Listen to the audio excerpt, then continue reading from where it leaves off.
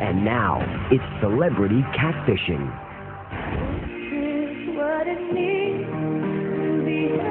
Gospel singer Natalie Grant sings about the heartbreak of losing a child in her hit, Hell. That popular song may have made her the target of an elaborate hoax, one that exploited her best intentions. And I spoke to this, who I thought was a little girl that was dying. It just broke my heart because I began, at that point, I think my emotions, got the best of me. She loved a song of mine. She asked me to sing to her, and that was it. She wasn't the only victim. We have heard this story before. For a year and a half, Nightline has been unraveling a web of deceit, investigating a hoax that snared at least a dozen celebrities, among them Melissa Gil, Kate Gosselin, and even some of the Dallas Cowboy cheerleaders. Country music stars, too. Wow, I want to be him. The guy behind this country hit, about the perils of getting hoodwinked online, Brad Paisley. I work down at the pizza pit. I drive an old Hyundai. His #1 single, Online. In the music video, the original George Costanza, Jason Alexander, plays a sci-fi nerd who passes himself off online as the ultra-cool Paisley. What are the lyrics? How does it go? Online, I'm out in Hollywood, I'm 6'5". I look damn good. I love a good glass of wine. Yeah, that's a little sad. It's the idea of the fantasy world that the internet has become. Because you've now experienced the dark side of that. Oh, yeah, and the dark side has been there all along. Brad and his wife, actress Kimberly Williams Paisley, had no idea just how dark it could get until they were sucked into a cruel and elaborate hoax.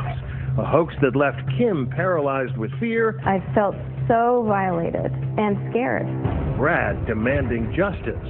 It's sort of like emotional terrorism. It all started with an email sent by a total stranger. One of thousands of emails, but this one stood out. From a mother with her daughter's dying wish. She was 8 years old and had neuroblastoma and had seen a movie of mine called The Christmas Shoes. Said that her daughter had found great hope and inspiration from this movie.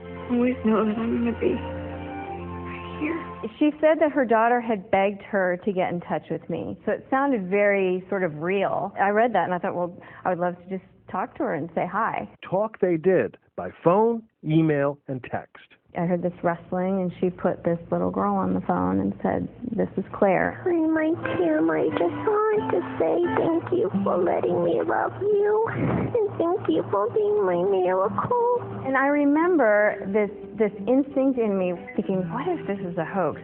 But it was so quickly trumped by an overwhelming feeling, what if it's not a hoax? And I have a chance to help this little girl. At the time, the Paisleys had no way of knowing others had fallen victim to the same hoax. Neither did Natalie Grant or anyone else. For a time, they all thought it was real. After one suspicious celebrity tipped off a Nightline producer, she realized he wasn't the only one.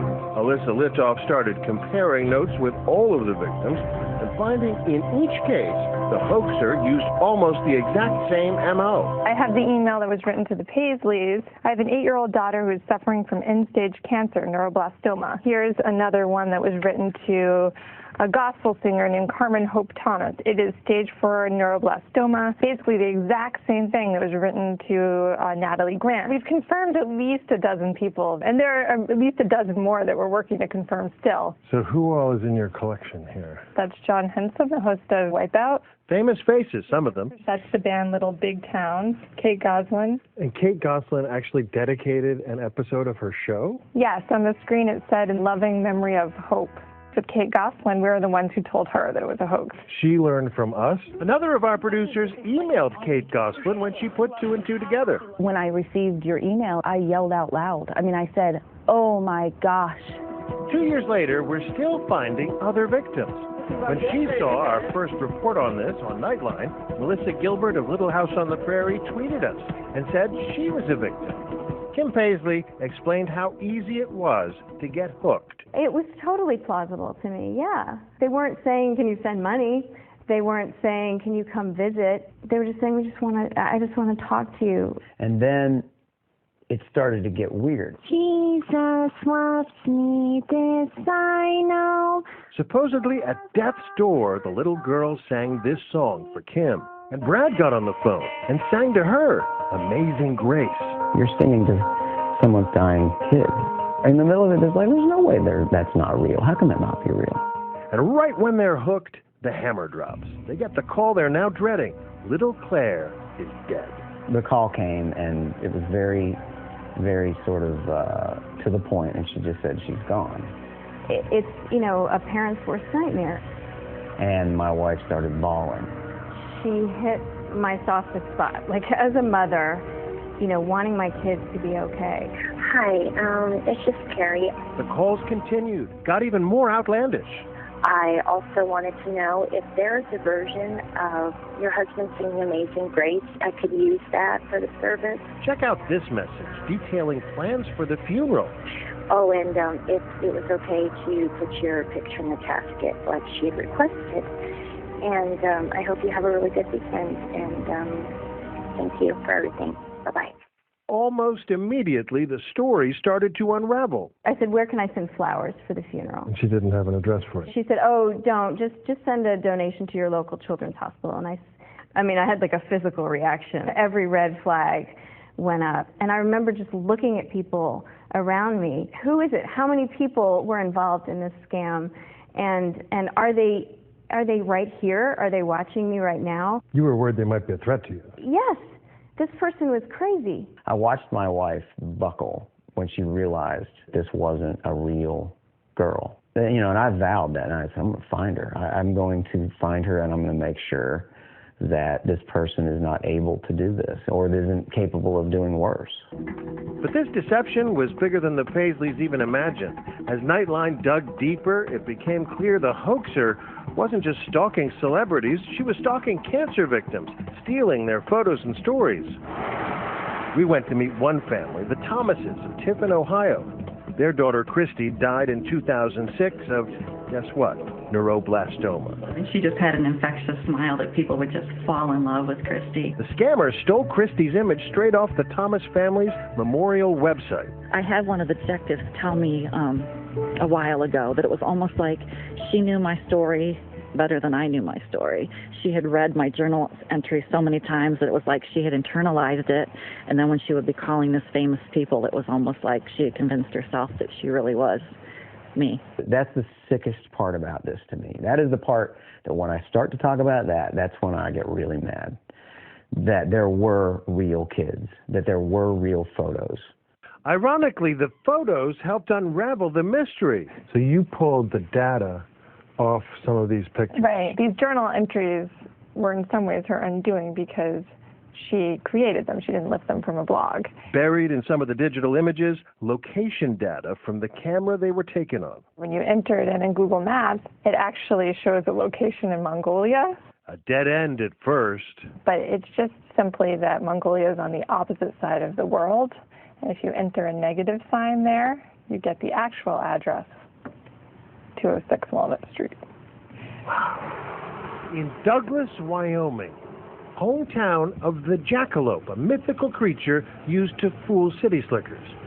Fitting mascot for a hoaxer's hideout. Hey there. You're Hope Jackson, huh? We found her at a KOA campground. We've been looking forward to meeting you. Finally, after 8 months of searching for the woman responsible for toying with so many people's emotions, we're face to face with her. Hope Jackson, 37-year-old mother of two perfectly healthy kids. And you've never, God forbid, had the experience of losing a child? No. I hope I never did, yeah. Do you not think it was incredibly bad karma? Yes, yeah, well, now looking back on it, of course, yeah. We spent a whole day with her. She was contrite. I'm 100% responsible for this, and I have to live with that every day of my life. Philosophical. I just hope this brings some sort of healing, that's all. For not only, for the people that hurt, but for me as well. Showed flashes of anger. All I can do is apologize, which I've done, and I can't make them like me or forgive me. And broke down in tears again and again. Horrible, shameful, I hurt, I'm wrong. We confronted her with an email she wrote Angela Thomas, promising she would stop using Christy's picture. I hope to learn how to be a better person and mother. I don't expect forgiveness. I just wanted to say how sorry I am, and I will not be using your photos ever again or anyone else's. Thank you for your time. You sent that? Mm-hmm. But it was after you sent that you first contacted Kim and Brad. Right. After saying to this woman, I will not be using your photos ever again. And I I didn't use her photos ever again. I never. Or anyone else. I know. Mm-hmm. If you lied to her, why should we believe you now? I'm not asking you to believe because, like I said, my actions are going to speak louder than my words are. She insists for her, it was never about gifts or money. I never asked for anything from them ever. Does it matter to you that she didn't ask for money? Yeah, I think that's sicker. I would have welcomed the thought that this was something as simple as a woman looking to scam someone. Yeah, scamming you. Then it's like, okay, well, at least money's involved. When she was all along really careful to not do that, then you realize she's just enjoying this. It may be morally wrong to fool someone online, but it's not necessarily illegal. She hadn't technically committed a crime because she didn't ask for money. And that shows you what a pro she was. Except as it turns out, Hope Jackson wasn't such a pro after all. Okay, let's figure out which laws she broke. She has to have broken something. Yep, she sure did. When we come back.